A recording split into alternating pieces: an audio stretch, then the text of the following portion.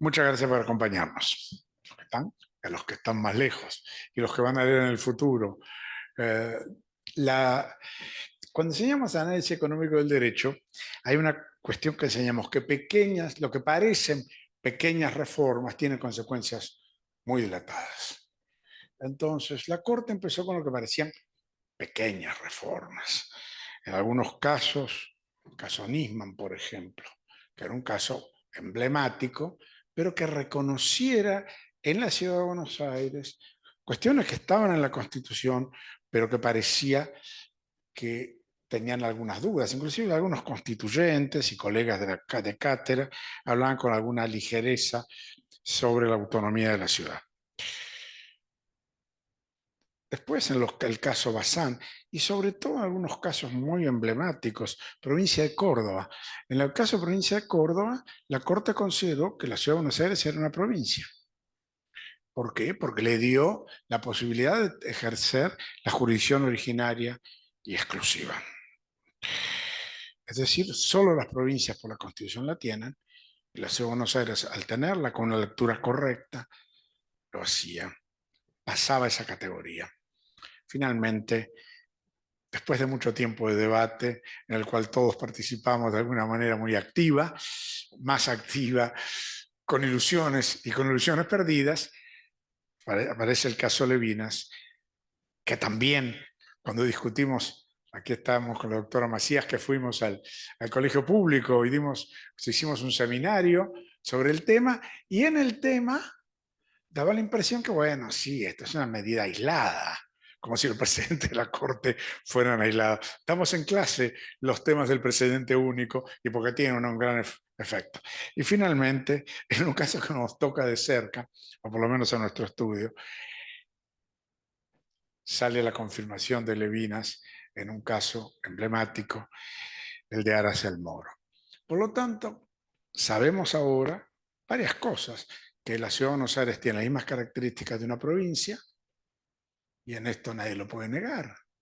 Es como cuando le preguntaron a Bertrand Russell cómo conocía a un comunista, y él les dijo, miren, si tiene pico de ganso, plumas de ganso, patas de ganso, y grazna como un ganso, es un ganso. Si tiene todas las características de una provincia en una ciudad, es una provincia, aunque la llamemos de otra manera. Y la Corte utiliza una terminología algo extravagante, pero como una ciudad constitucionalmente no solo reconocida, sino también autónoma. Y esto tiene una consecuencia política monumental, porque después de 1880, los ciudadanos de Buenos Aires éramos ciudadanos de segundo orden, entre otras cosas porque no podíamos participar en la designación de los jueces. Eran considerados jueces municipales. Y finalmente todo eso ahora terminó. Y terminó con una gran construcción. Para empezar, ya hay una construcción del Tribunal Superior de Justicia emblemática, que vale la pena visitarlo. Ya ha sido entregada al tribunal. Tenemos la suerte de que haya venido con nosotros la académica Inés Weinberg de Roca, presidente del Tribunal Superior de Justicia.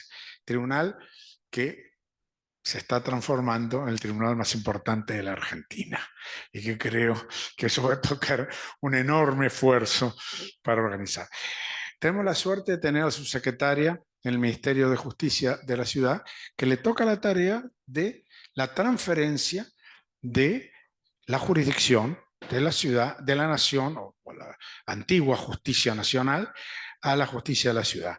Y por eso le hemos pedido que nos acompañe y nos diga cómo va a ser esa transferencia, cuándo va a ser y por qué elementos. Y cómo es posible, afortunadamente, que después de tantos años hayamos recuperado la autonomía de los porteños. La licenciada Gámbaro ha sido diputada nacional. Doctora Gámbaro. Oh. Bueno, pero acá somos gente sencilla, seguimos cumpliendo en ese tema.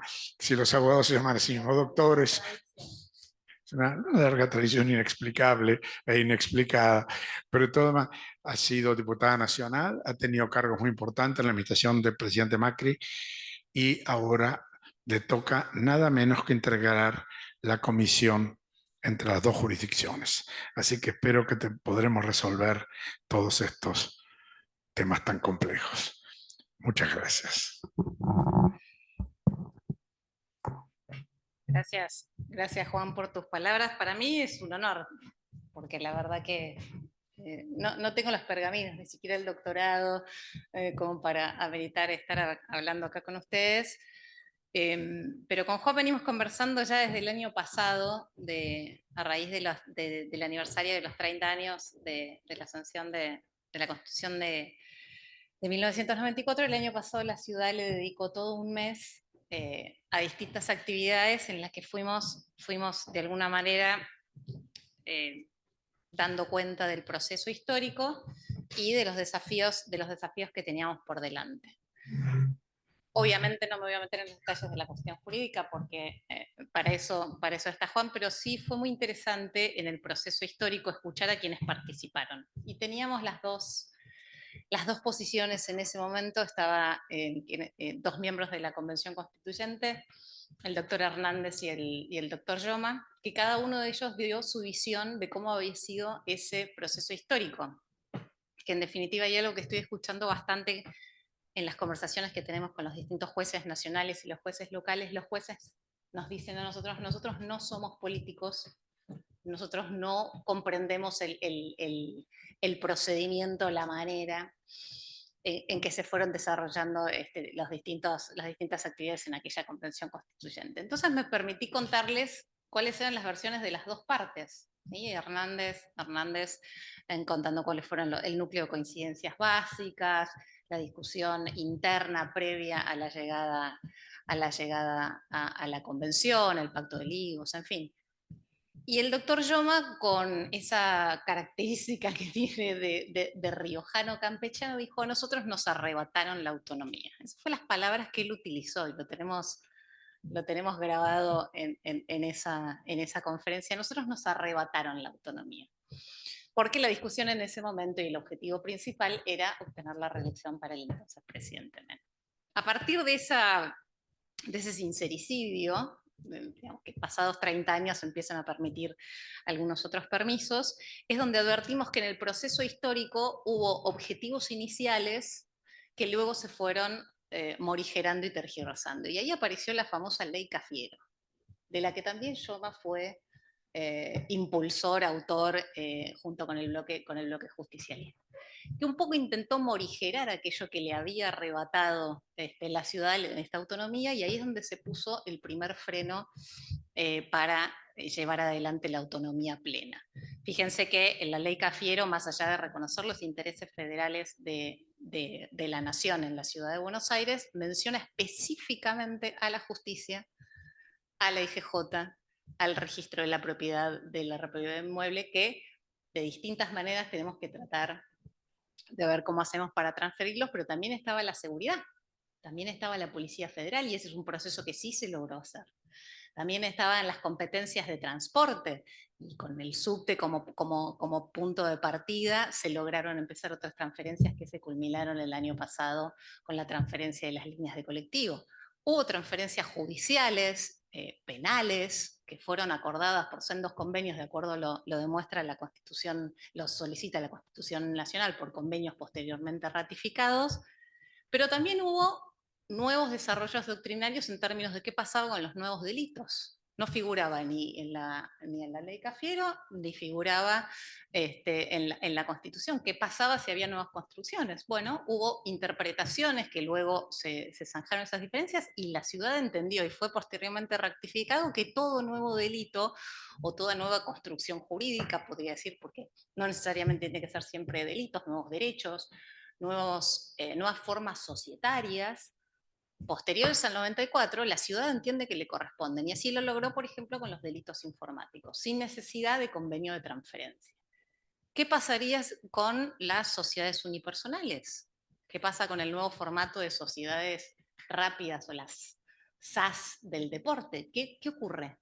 Vamos a tener que dar una nueva discusión para estas nuevas construcciones que no estaban previstas hace nada más ni nada menos que 30 años. Entonces da la sensación que estos 30 años que se fueron casi aprendiendo en el camino todas las distintas metodologías o las distintas maneras creativas que encontrábamos para transferir delitos por convenio, con y sin recursos, nuevos delitos que pasan directamente, nuevas formas societarias y demás. Pareciera que con el caso de la transferencia de las competencias judiciales pasa algo similar. El año pasado, después de haber estado durante todo el mes de octubre debatiendo sobre la autonomía de la ciudad y cómo la ciudad es una decisión política del jefe de gobierno Jorge Macri y del ministro Tapia, pelear por todas las posibilidades que tengamos para obtener esa autonomía, el fallo Levinas, que, si me permite a mí, a quién uno escucha, yo le he escuchado mucho a Juan que lo acaba de decir, es un proceso histórico, no es que un día se levantó la Corte y dijo, vamos a hacer el fallo Levinas. Hay una construcción, un reconocimiento de la autonomía de la ciudad muy ordenada y prolija, diría yo, bastante concienzuda. Pero ¿qué pasó?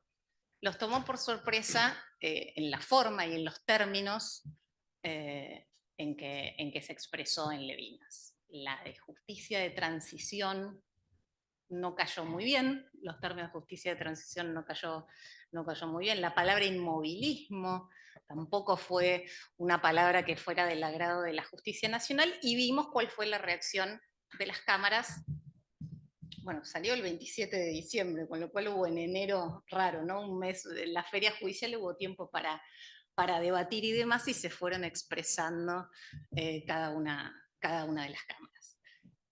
Nosotros, como posición institucional del Ministerio de Justicia, fuimos muy respetuosos institucionalmente de las palabras de la Corte, no avanzamos más, no elevamos la retórica, no fuimos, digamos, no planteamos una posición intransigente, sino que siempre mantuvimos nosotros, como Ciudad de Buenos Aires, tenemos la decisión política de avanzar en todas las transferencias que hacen falta. Y otras más que no están mencionadas, el puerto de Buenos Aires, ¿sí? Que tienen otras legislaciones que están fuera de Cafiero, pero que también tienen esas similares dificultades.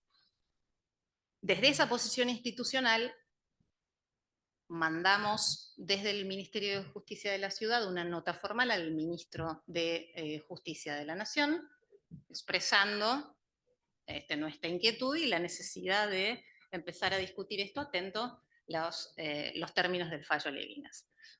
El Consejo de la Magistratura de la Ciudad hizo lo propio con el Consejo de la Magistratura de la Nación, es decir, la ciudad empieza a marcar distintos hitos institucionales, todos ellos por supuesto, para poner en funcionamiento distintos mecanismos. Y lo que les mencionaba Juan es esta comisión que se constituyó, que es una comisión integrada por miembros del Ministerio de Justicia de la Nación y miembros del Ministerio de Justicia de la Ciudad, del Consejo de la Magistratura y de la Administración del Poder Judicial. ¿En qué consiste esta comisión? Es una comisión de diagnóstico, de una evaluación de diagnóstico, de recabar información y de principalmente escuchar a todas las partes involucradas, entre ellas todas las cámaras de todos los fueros, pero también el Superior Tribunal, que estará invitado oportunamente, de acuerdo a un cronograma de acá hasta diciembre, a los consejos de la magistratura local y de la Nación, a los sindicatos, a distintos representantes de los ministerios de Economía o Administración y esto es en honor a Derecho y Economía, que la economía a mí me es un poco esquiva, así que te voy a pedir asistencia. Cualquier transferencia de cualquier tipo de competencias, necesariamente hay una discusión respecto de los recursos, y de los recursos que se tienen que transferir y también del costo que esta transferencia que esperamos ocurra también va a tener sobre la ciudad. Entonces, a partir de esta escucha, se va a producir una memoria que se le va a elevar al ministro de Justicia de la Nación, en la que constarán las opiniones de las distintas partes. Nosotros sabemos que como Ciudad de Buenos Aires podemos no estar de acuerdo con todas las manifestaciones de las distintas cámaras, de los distintos fueros, de los sindicatos. Sabemos que los sindicatos tienen una postura muy fuerte al respecto. Sabemos que va a haber diferencias. Por ahora nos estamos concentrando en aquellas coincidencias que podemos arribar, en qué competencias podrían traspasarse y sobre todo de qué forma hacerlo. A fin de año esta memoria se va a elevar al ministro de Justicia de la Nación, que contendrá las opiniones de todas las partes, y creo que es finalidad del ministro elevarlo también al Congreso de la Nación, que es en definitiva el que va a terminar de zanjar las características de esta transferencia, porque los poderes ejecutivos podrán discutir todos los detalles, podrán plasmarlos en un convenio, pero esos convenios de traspaso tienen que ser necesariamente refrendados por el Congreso de la Nación y por la legislatura de la Ciudad de Buenos Aires. Así ha ocurrido en todos los casos en donde la ley Cafiero nos indicaba ese camino. En el caso de la transferencia de las líneas de colectivos no hacía falta porque había habido una ley general en términos de transporte cuando se produjo el traspaso del subte a la Ciudad de Buenos Aires. Lo mismo en el caso de, que creo que es un caso exitoso, de la policía de la Ciudad de Buenos Aires, cuando ocurre este proceso de transferencia negociado entre ambas partes, pero posteriormente ratificado por el Congreso de la Nación, fue uno de los ejemplos de cómo un proceso, cuando es coordinado, puede ser muy virtuoso.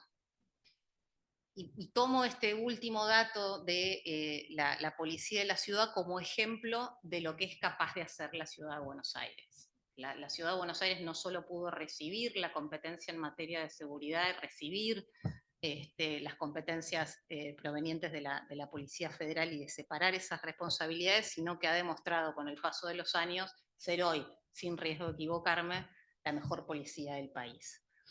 Hemos demostrado también con el traspaso del subte que hemos logrado la modernización, que se sigue invirtiendo. Hemos también demostrado en términos de las competencias judiciales que tenemos trasladadas, que nuestros códigos de procedimiento son códigos modernos, basados en la oralidad, la mediación, la transparencia, donde la justicia se pone al servicio del ciudadano, que es nuestro objetivo como gobierno de la ciudad, beneficiar a todos los porteños en términos de tener una justicia accesible, cercana, menos costosa. También tenemos que hablar del costo que hoy tiene la estructura del Poder Judicial de la Nación en relación al servicio que está dando los justiciables.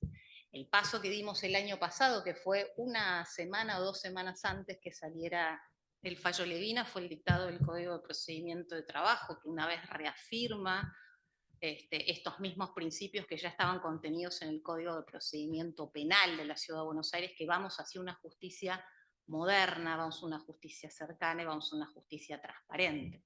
Nuestro sistema de administración, el EJES, es reconocido por el propio Poder Judicial de la Nación mejor y sirve a los efectos de estos procedimientos que el Lexien, el Superior Tribunal, tuvo que, y imagino que sigue padeciendo este macheo, como le llaman los especialistas en informática, que significa hacer hablar el mismo idioma a ambos sistemas. Entonces, toda esa revolución informática en la que la ciudad... Porque no tenemos elección. Exacto.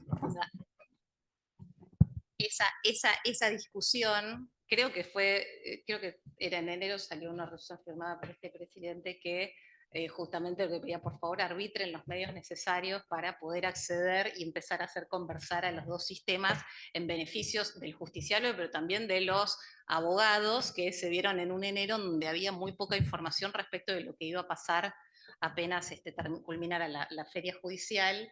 Y los vencimientos siguen, ¿no? Todos los que son abogados saben que los vencimientos. Bueno, estos esfuerzos continúan y creo que, sin temor a equivocarme, Ejes está en un muy buen lugar para reclamar algún punto que sea más parecido a Ejes que el Lexien. Dicho esto también por los propios miembros del Poder Judicial de la Nación.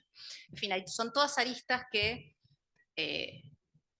estos 30 años donde parece que no ocurrió nada, pasaron un montón de cosas, hubo muchos aprendizajes, hubo muchas maneras de buscar la finalidad de que estas transferencias ocurran, y en lo que va de la comisión conjunta, de lo que venimos escuchando a los miembros del Poder Judicial, también entendemos que hasta ahora, hoy a la mañana tuvimos una nueva reunión, es un trabajo que parece que es como caso por caso, ¿sí? La diferencia de postura y cómo va variando las posturas de las distintas cámaras, cómo cada uno de ellos tiene una visión diferente respecto del objeto que tienen y cómo justifican que, por ejemplo, la materia laboral no es una materia local, ordinaria, que le correspondería a la ciudad prácticamente sin discusión. Sí, hay también discusión sobre eso. La mala praxis de tantos años de federalizar cuestiones locales con una IGJ que también debería traspasarse, pero que no está pudiendo ocurrir, con leyes especiales que le dan instancia de alzada de cuestiones federales a la Cámara Comercial Nacional, por ejemplo, en términos de riesgo de la Superintendencia de Trabajo, del IGJ, de arbitraje. Son todas pequeñas modificaciones que se fueron haciendo en leyes especiales y que en definitiva empezaron a torcer lo que era una justicia que debería haber sido netamente ordinaria y tiene una especie de condición cuasi federal, porque esa también esa es otra discusión. Cuando uno plantea que si hay competencias que no deberían, no lo decimos nosotros entendemos que todas las competencias tienen que pasar, que hay algunas que deberían permanecer en la órbita nacional, se nos hace muy difícil pensar cómo podrían permanecer sin federalizar esas competencias. Y si se federalizan para la ciudad, también se federalizan para las provincias, con lo cual las provincias estarían cediendo algunas nuevas competencias, no lo sabemos. No lo sabemos. Entonces hay es una discusión. El único debate que en la Argentina resuelve de una manera definitiva, pero hace falta que aclaren ante especialistas, pero las quiebras, la Constitución dice que son federales, es decir, la tradición argentina desde el Código del Estado de Buenos Aires, es decir, anterior al Código Civil de Vélez Sarsfield, son locales, es decir, son de derecho común, que es lo que terminó. Y esa es un tema que, si bien podemos tener una posición a favor, como decís claramente, todas las provincias entregarían las quiebras.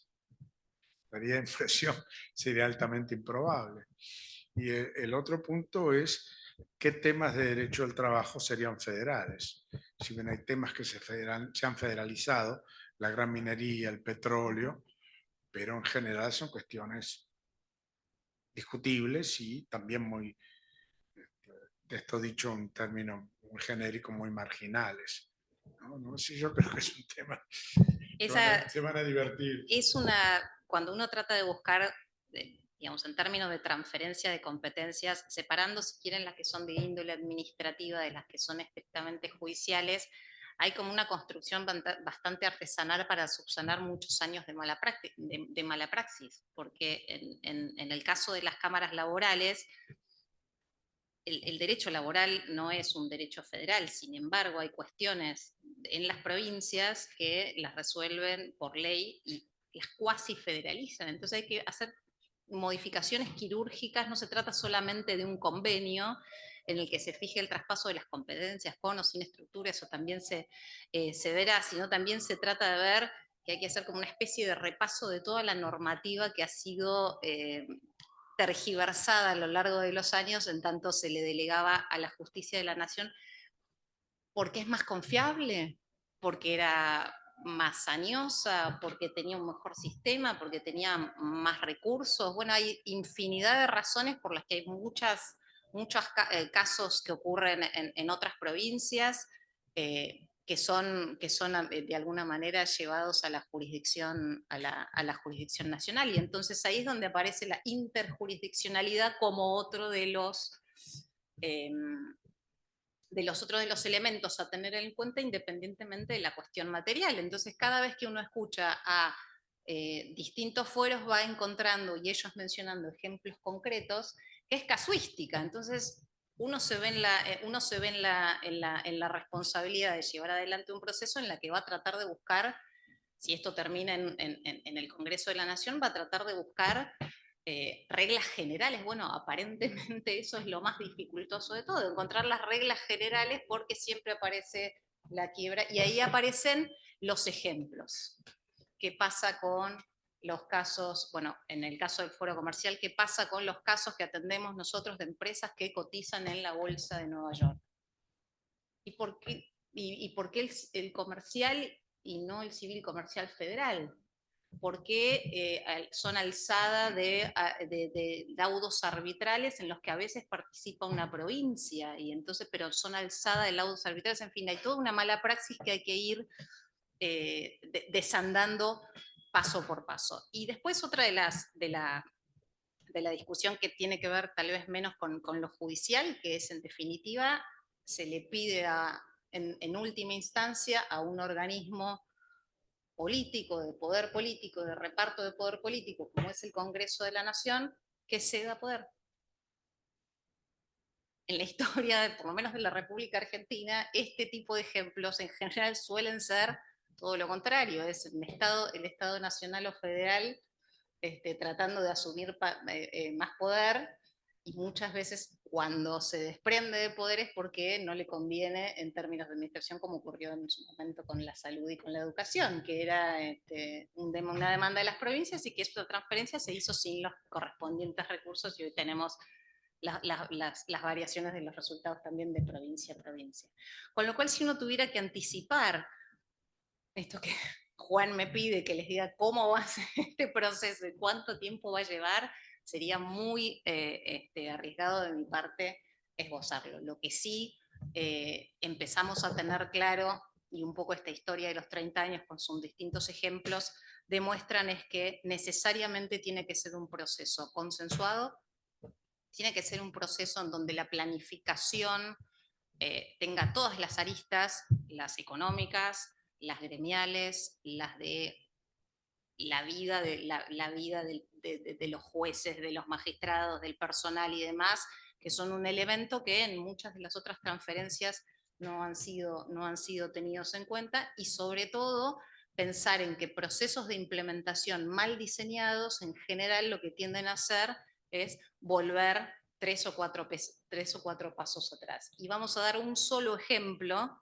que es el más reciente y que está discutido en este momento, que es el Código Procesal Penal Federal, que está sancionado hace más de... y federal, ni siquiera me estoy metiendo en una discusión local, ¿sí? Este es un código que está sancionado hace más de 10 años, suspendido en su ejecución, luego puesto en funcionamiento con un cronograma de implementación, luego eliminado ese cronograma de implementación, ahora retomado ese cronograma de implementación, invertido el orden de planificación histórica para terminar hoy en una suspensión, una nueva suspensión de su implementación a nivel federal. Y ahí no hay discusión de ningún tipo, es para delitos federales en tribunales federales. Sin embargo, es una discusión que debería darse en uno solo de los estamentos, no, aquí no participa la ciudad, y así de trabado está.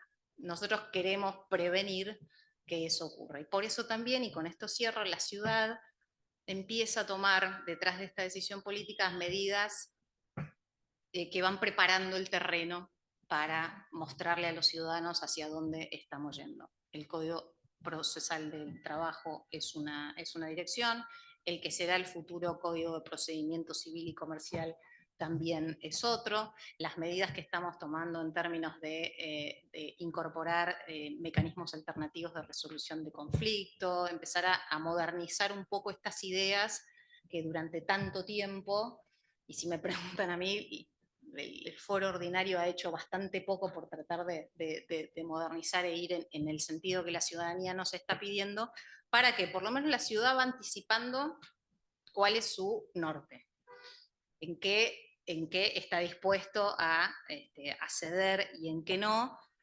Pero si este proceso no es consensuado y este proceso no es ordenado y es paulatino, probablemente estemos en una situación similar a la que estamos hace 30 años, y peor, como en el caso del Código de Procedimiento Penal Federal, que lo vemos hoy todos los días como es una constante, es como un constante trabazón de diálogo entre el Poder Ejecutivo, la Procuración de la Nación, en fin.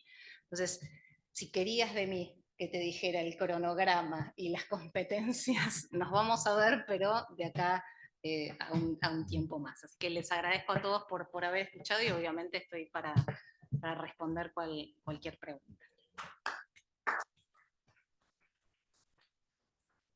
Muchas gracias. No, hay una respuesta que sí fue hecha, es que hay una decisión política y conociendo países como el nuestro, económica del gobierno de la ciudad, de desarrollar la justicia. Ya hemos hablado, tuve el privilegio de visitar el edificio, que ya está instalada, creo, ¿no?, en el Tribunal Superior de Justicia, y es un edificio que ningún otro poder judicial del país tiene para su tribunal. La Corte Suprema de Justicia parece un pequeño departamento prestado frente a este edificio, y también la gran voluntad, creo que del gobierno de la ciudad, de seguir adelante. Algunos temas, bueno, tenemos la suerte de tener al antiguo Procurador General de la ciudad, con enorme experiencia en este tema, un constituyente de la ciudad que nos podrá también comentar cómo evolucionó y si es que realmente tuvieron el coraje de sacar la palabra estatuto, que como ustedes probablemente saben, quiere decir constitución. ¿Cómo lo sé? Porque la constitución más vieja de Europa, la que duró mucho tiempo, se llamaba Estatuto, que era el Estatuto de Carlos Alberto de Cerdeña, que duró entre 1845 y 1946. Para hacer un estatuto constituyó un país, lo llevó por 2 guerras mundiales, se transformó de monarquía a república, con lo cual la palabra estatuto parece que tiene mucha suerte. Ni hablar de la palabra Grundgesetz, que es la palabra que usaron los alemanes porque no quisieron usar la palabra constitución.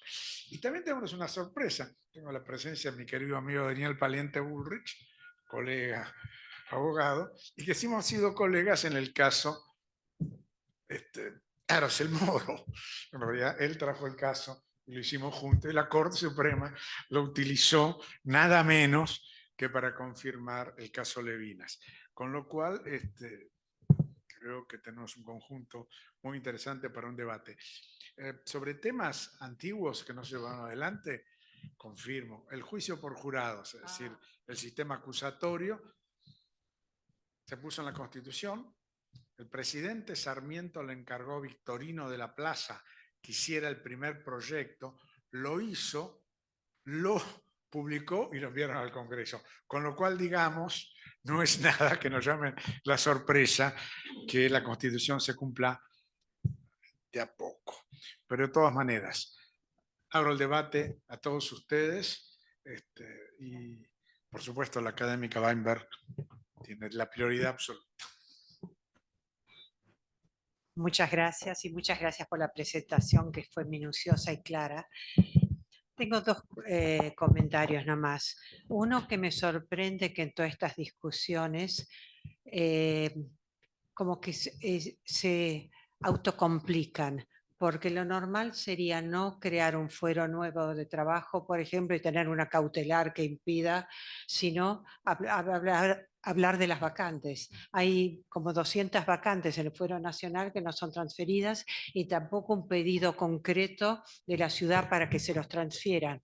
Yo tuve la impresión, hablando con consejeros de la ciudad, de que tampoco hay interés en que les transfieran las vacantes. Se puede adaptar el micrófono. Tenés que presentarte por nombre de todos. Montrejo, discúlpeme doctora que le interrumpa, pero los consejeros de la ciudad han solicitado al Consejo de la Magistratura que no abran nuevos concursos, en las nuevas vacantes que no se abran más concursos. Estoy buscando la fecha de la reclamando la nota, reclamando que, o digamos, cristalizando una situación a partir de la cual esas nuevas vacantes serían de la ciudad. Claro, pero independientemente de una transferencia, se podría abrir un libro de pases, algo que mi colega Luis Lozano hace años ha propuesto, con lo cual juez que quiera podría pasarse a la ciudad y no se ha abierto esa posibilidad. O sea, a veces las cosas son más sencillas de lo que parecen. En vez de hablar de transferencia de competencias, de juzgado de personal, preguntar quién quiere pasarse a la ciudad, y esta pregunta tan fácil no se ha hecho. Y lo que noté también es un poquito de confusión entre lo que es materia federal y lo que es derecho internacional e interjurisdiccional. Lo interjurisdiccional o lo internacional no necesariamente federal. O sea, Yo entiendo que las cámaras comerciales y demás quieran poner un poquito palos en la rueda y explicar lo difíciles que son algunas materias y que solo ellos son capaces de resolverlo por la trascendencia en la bolsa de Nueva York o donde fuera, pero esto no transforma la materia en federal, porque cotice la acción en Nueva York, como tampoco la transforma en federal el que sea interjurisdiccional. O sea, de hecho, la mayoría de los juzgados comerciales tienen grandes quiebras no porque sea interjurisdiccional la materia, sino porque el domicilio de la concursada está en la ciudad de Buenos Aires. Y lo mismo en el caso del trabajo, hay muchos demandas contra empresas en la ciudad de Buenos Aires justamente porque es el domicilio de la demandada.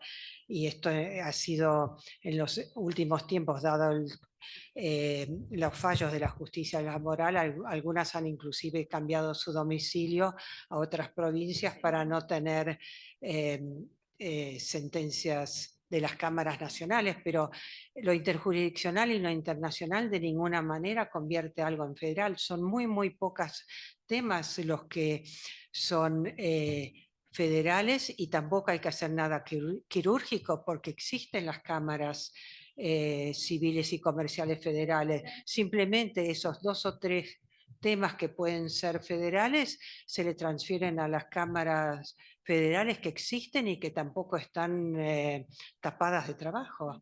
O sea, no es, por eso, no es, decir, yo creo que es más crear confusión y complicar para confundir y demorar. Pero bueno, Le doy así el dato exacto. Es la nota enviada por el Consejo de la Magistratura de la Ciudad al Consejo de la Magistratura de la Nación solicitando las suspensiones del 15 de julio. Se envió una nota formal, todavía sin respuesta. Y coincido con usted respecto a esta intención de forzar una especie de cuasi federalización.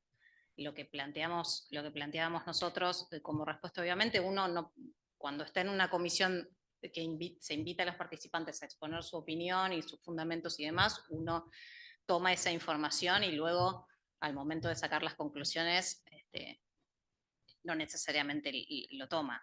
Sí noto una coincidencia en esto que su supervivencia, este fuero, de fuero nacional, es porque sus decisiones, las decisiones por el domicilio de la demandada, porque las quiebras de empresas radicadas en la ciudad de Buenos Aires, pero que que irradian en todo el país, es criterio, por lo menos esto nos han hecho saber de las cámaras, que no sería una decisión que podrían tomar jueces de la ciudad. Es la opinión de ellos, por supuesto yo tampoco comparto. Porque además, y como lo mencionaba y lo conversábamos el otro día con Juan, empezar a federalizar competencias graciosamente para tratar de encajar en este modelo de interjurisdiccionalidad, pero por deformaciones del sistema o por alguna norma procesal que también se puede modificar. No coincidimos, pero es lo que nos han expresado hasta este momento. Nos han dado casuística, yo también podría darles casuística respecto de algunas quiebras muy importantes que han sido llevadas en las justicias provinciales sin ningún tipo de inconveniente. ¿Sí? Entonces también está esa doble cara. Bueno, Vicentina ahora en Santa Fe, las mineras y las petroleras están trasladando sus actividades a las provincias que les garantizan también una celeridad que no ocurre acá en la ciudad, porque en definitiva una decisión que se toma en la ciudad tiene impacto en muchísimas de las provincias, porque no puede ser al revés. ¿Sí? Que la decisión que se tomó en tribunales de la provincia podría impactar en algún bien o en alguna filial de alguna empresa. Es un argumento de doble vía, pero es lo que hoy más estamos encontrando como coincidencia. Y respecto a esto de la solicitud de las vacantes, cuando el año pasado se envían a la legislatura de la ciudad la puesta en funcionamiento de los 10 juzgados más el Código de Procedimientos del Trabajo, la elección de los 10 juzgados es porque al momento de enviarse esa puesta en funcionamiento, porque están creados ya, esto dice la creación del foro. Los foros ya están creados por la Ley 7 en espejo de la justicia de la nación. En ese momento, cuando se envió este proyecto adicional, había 10 vacantes. Hoy ya son 18, camino a ser, creo, a fin de año unas 22, y hay presentación esta es información que uno va adquiriendo así de radio pasillo, que el año que viene ya varios magistrados del foro laboral han presentado sus trámites de jubilación, con lo cual el año que viene se agravaría aún más la situación de las vacantes en el foro laboral. Con lo cual 10 ya no son suficientes. No, pero no quería sacarte el micrófono, primero con toda tranquilidad. Antes de darle más preguntas, un comentario para evitar confusiones, porque he tenido conversaciones con camaristas nacionales en lo comercial, que insistían en el tema de que la quiebra es federal, pero si la quiebra es federal, no es de justicia llamada nacional. Uso la expresión justicia llamada nacional porque es el término coloquial en la Corte Suprema. Utilizaron esta jerga, que es un poco graciosa, ¿no? Pero lo he escuchado reiteradamente. Por lo tanto, para la Constitución solo hay jueces federales y jueces locales. No hay jueces intermedios. Es cierto que si una norma de transferencia dijera, por ejemplo, se pasaran los jueces o las jurisdicciones por etapas, podría haber alguna situación intermedia, que por otra parte no recomendaría porque es abrir más conflictos. También es cierto que la Corte Suprema se encarga de indicar qué es lo federal y qué es lo local. Y eso es un tema que existe en Estados Unidos y acá, y es siempre una fuente de conflicto, porque cambian. Es decir, en alguna época el derecho de petróleo estaba legislado por el Código de Minería, es decir, derecho común, justicia local. Bueno, eso ocurrió en la década del 20. Ahora sabemos que esto es un tema del pasado y eso se ha federalizado. Y el caso Apache, si mal no recuerdo. Y también la gran minería, la Corte ha considerado que podía ser materia de regulación federal. Pero son casos excepcionales. Genaro Carrió habló de la diferencia entre la justificación y la excusa, ¿no? Y la realidad es que, y lo escribió, ¿no? La realidad es que estamos entrando en la excusa para dilatar algo que es inevitable. ¿Y por qué es inevitable? Porque de un lado hay un gobierno totalmente decidido a asumir, que tiene los medios para hacerlo, que ya lo ha hecho, y un gobierno nacional que en su política no está a permanecer con estos jueces. Es decir, por lo tanto hay una realidad que se va imponiendo y se irá imponiendo ineluctablemente en el futuro. Ahora, también hay trampas. Voy a contar una. ¿Por qué un juez nacional querría, o ex nacional, querría ser un juez local? Bueno, no tiene problema de jubilación, ¿no? Esto lo he escuchado entre jueces, no se me ocurrió a mí. Como todas buenas ideas se le ocurren a otro. Por lo tanto, este es un punto, es decir, no solo sino buenas condiciones de trabajo, respeto. Hay una idea de que muchos jueces van a aceptar esta nueva jurisdicción.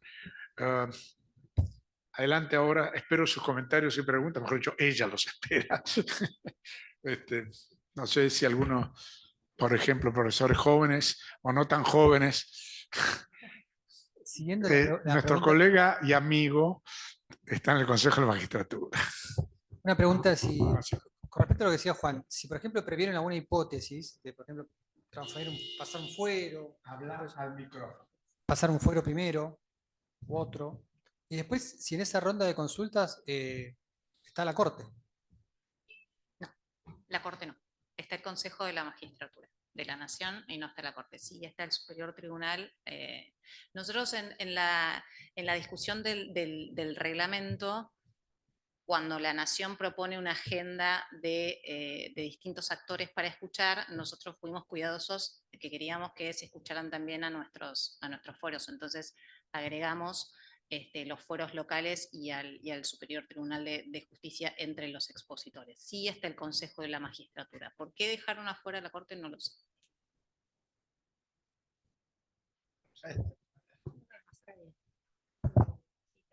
sé si hay consenso entre mis colegas en participar en esto. O sea, no, todavía no lo resolvimos. Sí, se envió, se envía, el Ministerio de Justicia de la Nación envía una invitación a cada uno de los fueros para que elija representantes y se les pide que acerquen la información que tengan a mano. A mí ahora me miran con extrañeza porque me convertí dentro de la comisión la que permanentemente les está pidiendo las estadísticas. Entonces he logrado parte de la información porque más de una vez he escuchado la frase a lo largo de la vida, lo que no se mide no se alcanza. Entonces, si yo no empiezo a establecer, digo, más allá de las vacantes, la carga de trabajo que voy a tener, la ciudad hoy está realizando, está llevando adelante investigaciones encargadas a técnicos de cuántos recursos insume asumir determinada carga de trabajo. El foro laboral, que es el que más urgente nosotros creemos que tenemos que transferir por la situación de vacantes, por la no discusión respecto de su condición de local. Estamos entre unos 52.000 y unas 54.000 causas que recibió el año pasado el Foro Laboral Nacional. No sería esa la totalidad, pero es un número entre el que a nosotros nos parece cierto como para movernos. Y otra de las cosas que les solicitamos es, y que esta es un poco más difícil porque es más difícil de calcular y en eso el LEX es bastante ineficiente, es un mínimo de cálculo de duración de los procesos. Porque eso No es también... ineficiente, no tiene ese módulo el LEX. Tengo... Claro, cuando se hizo el LEX no le pusieron el módulo estadístico como para transformar las viejas planillas que cargaban los juzgados directo al sistema. Por eso, a partir de que se implementó el LEX, se dejaron de hacer las estadísticas. Sí, ahora se publican, hace unos meses salió 2024. Hay números, lo que ocurre a veces es que se releva información sin ningún objetivo. Entonces a veces no necesito la totalidad, sí, pero... como año cero el año pasado para volver a todo el circuito. Yo llegué y debo tener alguno por ahí, el anuario de estadísticas que hasta 2013, que era más o menos de este porte. Y uno abría y manual. Empezaba a mirar en la carga manual, que se ve que era como la penitencia del empleado del mes. ¿Cuántos eran en esa época? No me acuerdo, 2013 ya me falla la memoria. Creo pero que el último es 2012.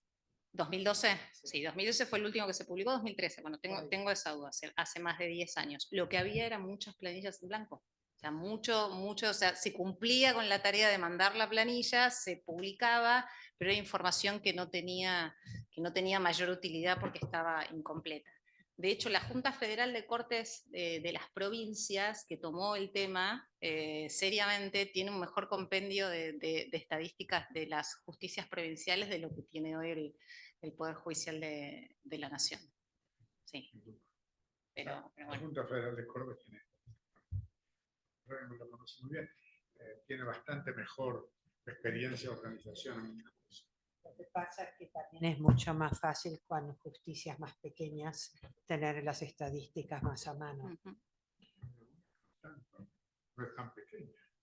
Bueno, Aires, sí, esa no, pero digamos, pero también Córdoba y Santa Fe tienen justicias muy numerosas. Sí, han como logrado dato esto. así de, digamos, las causas laborales que tenemos, que son casi 3.000, que han llegado ahora después de Levinas, son más o menos del 2017, como para dar todo. 2017. 17.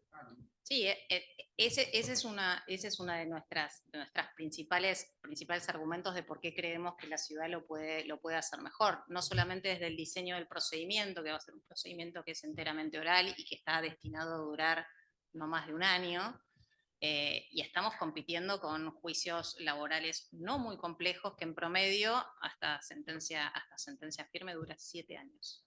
¿Sí? Y imagínense si la instancia antes de Levinas, la llegada a la Corte les garantizaba años y años sin resolución. Yo quería... Hola, ¿cómo les va? Soy el más viejo abogado acá por lejos. Hace 65 años que me recibí. Así que voy a hacer la apología de mi experiencia en el Tribunal de la Ciudad, el Supremo Tribunal. Porque la verdad es que la calidad intelectual y la atención que me han dado a mí y a muchos otros, realmente hay que hacerla notar.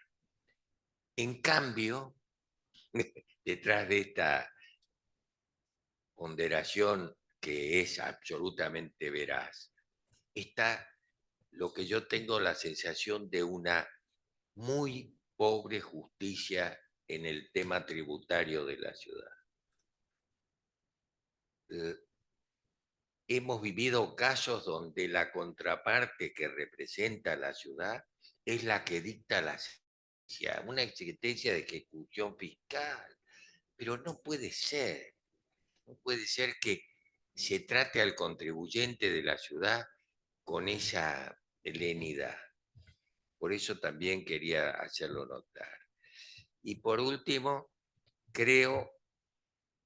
soy muy optimista con relación al éxito de la justicia, en la medida en que continúe con un criterio como el que ahora tiene. Sobre todo el Superior Tribunal de la Ciudad, que tiene un criterio muy abierto, muy claro, y donde incluso el Procurador General de la Ciudad también merece una defensa, pero quería advertirle, ya que usted es, o vos te puedo tratar, porque yo soy un bebé al lado mío.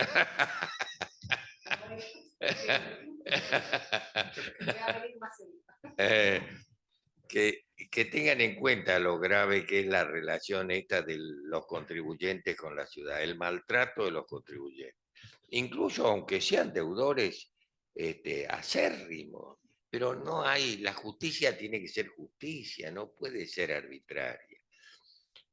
Bueno, eso es todo lo que les quería comentar. Felicitación y un reconocimiento al instituto, a la academia por traer este tema y después a Natalia por la claridad de su exposición y, bueno, y también por el empuje y la fuerza y la responsabilidad con la que están llevando el tema adelante, que obviamente nos representa a todos los porteños, pero sobre todo representa, yo diría, digamos, al principio de que la Constitución y las normas deben ser cumplidas, ¿no? Que es un principio muy caro en nuestro ordenamiento jurídico.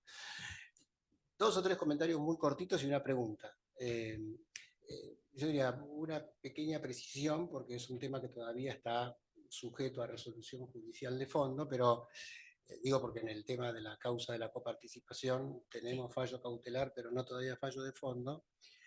Pero precisamente la argumentación que llevamos en la ciudad fue que, como lo dice la modificación a la ley Cafiero, ya por el año 2007, ya el Congreso se expidió en esa ley, en esa modificación de la ley Cafiero, ya el Congreso se expidió acerca del acuerdo en transferir todas las funciones de seguridad no federal.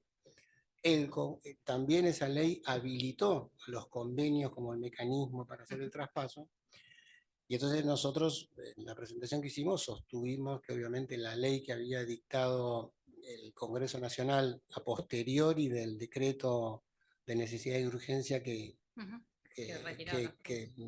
manoteó, por así decirlo, que tomó esos fondos de la ciudad, el Ejecutivo Nacional hizo toda una ingeniería legal asumiendo que el Congreso no había tenido participación y por eso a posteriori del decreto vino ese proyecto de ley después sancionada como diciendo, bueno, hay que aprobar el convenio. Y nosotros dijimos, no, acá no hay que aprobar nada porque el Congreso ya se expidió. Por eso digo, aunque no hay sentencia de fondo, en su sentencia cautelar, la Corte de algún modo hizo mérito a que ya el Congreso se había expedido, así que me parece que está bastante claro que eso es así. No, pero yo después diría, me parece que lo que vos mencionabas, que el proceso tiene que necesariamente ser consensuado. y tiene que necesariamente ser ordenado. Yo le agregaría también como dato de la realidad, o sea, ojalá me equivoque y lo podamos tener de manera automática, pero los 30 años transcurridos nos indican que no, que yo creo que el proceso tiene que ser gradual también, ¿no? O sea, me parece que no hay manera de llevarlo a la práctica Sin duda. que no sea a través de un mecanismo que sea gradual y que obviamente, como decía la doctora, por ejemplo, compute el hecho de juzgados que estén vacantes. Así que me parece que ese es un punto. Coincido después con lo que decían y con lo que Juan apuntaba también, esta diferencia de Carrió entre la justificación y la excusa, porque la verdad que muchos de los argumentos que traen, que vienen de la justicia nacional para negarse al traspaso, se parecen más a chicanas que a argumentos de buena fe. Yo diría que en algún punto está como en riesgo la buena fe procesal, y entonces, bueno, está claro que habrá que encontrarles una solución, pero en modo alguno pueden ser óbices o obstáculos para desconocer lo que la Constitución claramente establece, ¿no? Y después, bueno, me parece que hay que armarse de paciencia, pero no exenta del rigor, de la energía. Este es un proceso que está, no es que el partido empieza ahora con Levin, hace 30 años. O sea, este es un proceso largamente demorado de construcción de la autonomía de la ciudad. Y como se recordó, la Corte ya desde el 2015, creo que en el fallo Corrales, ya empieza a recordar el carácter transitorio de la Justicia Nacional en la Ciudad de Buenos Aires, y de ahí para adelante cualquier lector, cualquier observador de la tendencia de la Corte, Levinas no es sorpresa. Es una línea más en lo que ya venía, pero bueno, me parece que 30 años con más Levinas, con esta ratificación, bueno, hay que tratar de que finalmente llevar a la práctica esto de vuelta. Está bien, o sea, tienen que ser acuerdos, tienen que ser convenios, tienen que ser consensuados, tienen que ser ordenados, tienen que ser graduales. Pero bueno, celebro que la ciudad siga en la brecha. No, y mi pregunta muy cortita para terminar era esta comunicación, perdón, del Consejo de la Magistratura de la Ciudad a la Nación, que ocurrió el 15 de julio. Aquí le pide que no complete los procesos ya abiertos y que no abra nuevos. O sea, ¿le pide las dos cosas o le pide solo una? Sobre estas dos aclaraciones constitucionales, porque primer tema, y para clase casi de las primeras en elementos de derecho constitucional, la Constitución es operativa.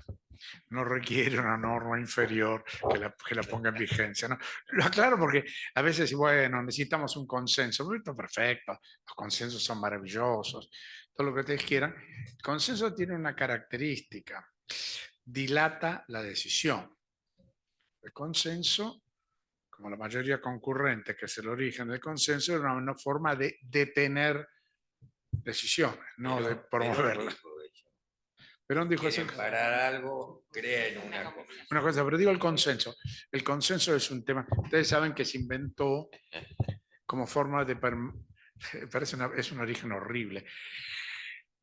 Se desarrolló la doctrina que después se llamó consenso para mantener la esclavitud en Estados Unidos, para que no hubiera una mayoría que la aboliera. Por eso tuvo una guerra, ¿no? Se llama The Concurrent Majority, el nombre original, y después se llama consenso. Así que por lo tanto el consenso cautela. Ahora, el segundo tema, sobre esto es lo mismo, que la Constitución es operativa, por lo tanto yo tengo dudas que sea necesariamente necesario, y no insisto en esto, un acuerdo que se apruebe por ley en los dos estados. Porque es un mandato constitucional y hay que cumplirlo. Es cierto que para las partidas presupuestarias se requiere la autorización, pero no para otros temas. Por lo tanto, y el otro punto clásico, también muy clásico, es la inconstitucionalidad de la ley Cafiero. No de toda la ley, porque la ley dice muchas cosas, pero algunos temas son claramente inconstitucionales, se plantearon hace tiempo, tanto que prácticamente nadie las cita. Porque la falta de cita de la ley Cafiero, esto es un tema de clase, ¿eh? Por eso lo digo con tanta arrogancia, porque nadie, Es decir, la ley que realmente necesaria era, ustedes piensen en el ejemplo en la Argentina, hay otros en el mundo. Antes de la ley de 1880, la ley que había, que era una ley convenio, por el cual el presidente decía no puedo ordenarle al policía de la esquina, lo mismo que en Suiza, lo mismo que en Alemania. Es decir, la policía no está bajo la jurisdicción del presidente de la nación. Por lo tanto, pueden coexistir en el territorio dos jurisdicciones.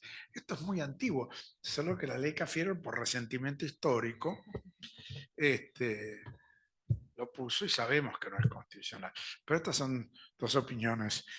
Yo quería hacer una aclaración, un comentario más. He tenido algunos casos sobre los asuntos penales por informática. Me he presentado como querellante, nunca el juez ni el fiscal apareció. Dígame cómo puede ser eso. De todas maneras, bromas aparte. Respecto a lo que decían recién el doctor Astarloa, para completar, puede ser que a veces en el apuro uno se olvida de decir todas las palabritas que repite, y graduales sin duda. No. Pensar, digamos, un traspaso en bloque es primero, para la ciudad necesitamos, fíjese lo que ocurre en el caso de Levinas, de todas las adaptaciones que se tienen que hacer y que se siguen haciendo para mejorarlo todo el tiempo. Imagínate, entonces sí tiene que ser gradual, y hay varias alternativas. Una de las que mencionaba la doctora Weinberg, que la hemos conversado con el doctor Lozano, que tiene que ver con apertura de libro de pases, digamos. Hay un dato que no es menor, que no sé si se sigue haciendo ahora porque hace tanto que no se cubren las vacantes, pero a nuevos jueces se les hace firmar, asumidos, por lo menos sé que a partir del 2015, los nuevos jueces se les hace firmar la aceptación del traspaso, con lo cual ahí ya hay como una especie de consentimiento previo que nos permitiría hacerlo. Lo mismo también respecto a la gradualidad es el stock de casos que están iniciados. Entonces, eso va necesariamente, por lo menos en la historia, no quiero citarla como ejemplo porque no es un ejemplo de una buena transición, pero por lo menos está, cuando la provincia de Buenos Aires traspasa de sistema inquisitivo a sistema acusatorio, permanecieron los juzgados residuales durante muchísimo más tiempo del necesario, pero sí fue un mecanismo de resolver aquello que estaba vigente, para evitar cuestiones para cambiar el procedimiento a la mitad del caso, tener discusiones sobre juez natural, en fin. Eso también va a ser gradual. Trataremos de que no dure 50 años un caso, pero sí es algo que también tiene que ver con la gradualidad del proceso. Sí. Con eso además se vence otro argumento de los jurídicos. No, también el Consejo de la Magistratura hubo un planteo de los jueces nacionales respecto de la diferencia en las características del enjuiciamiento, que aparentemente, yo no coincido con esa opinión, el enjuiciamiento en la ciudad de Buenos Aires es más laxo, se podría decir, tiene menos requisitos. No hay historia de que en la ciudad se hayan destituido jueces, sí, en cambio a nivel nacional, y aún así en ese caso está previsto mantenerle esas condiciones, como fue también con la jubilación a los 75 en los que estaban antes. O sea, hay distintas alternativas que son atendibles y que se pueden ir manejando en ese proceso de transición.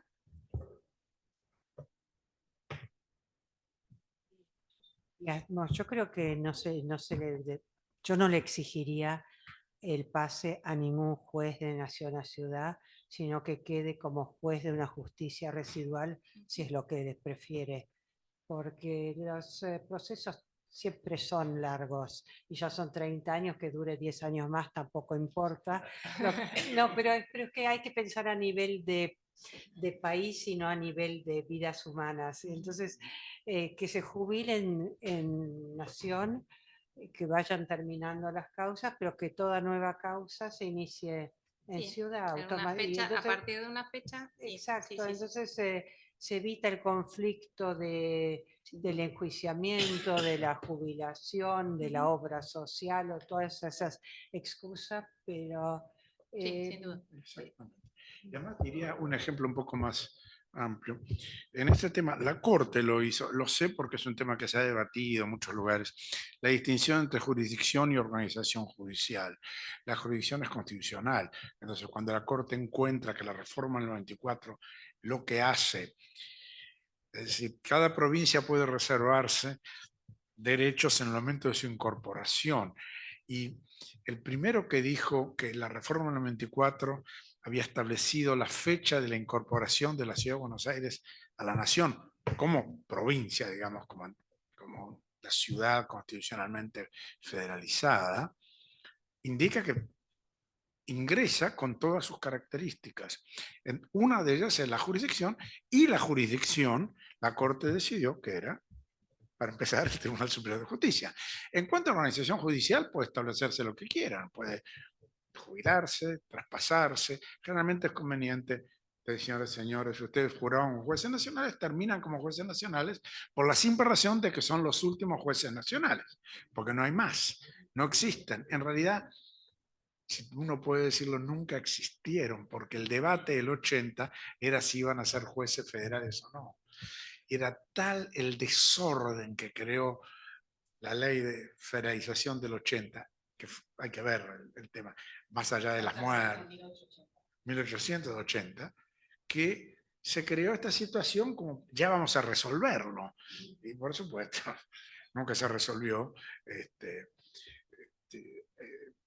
Y este es un punto que a veces es muy importante de señalar, ¿no? Realmente la organización judicial, la nación hará lo que sea, lo que le parezca, pero ya la jurisdicción la tiene la ciudad y la hará cuando se pongan de acuerdo. Esperemos resultados. ¿Alguna otra pregunta? El tiempo se acaba. ¿No? ¿Nada? ¿Solo sonrisas? ¡Qué Estamos todos maravilla! optimistas, ¿viste? Bueno, yo quiero agradecerle mucho a Muchísimas Natalia gracias, Juan. que nos Gracias haya por la invitación. acompañado porque realmente es un gran esfuerzo.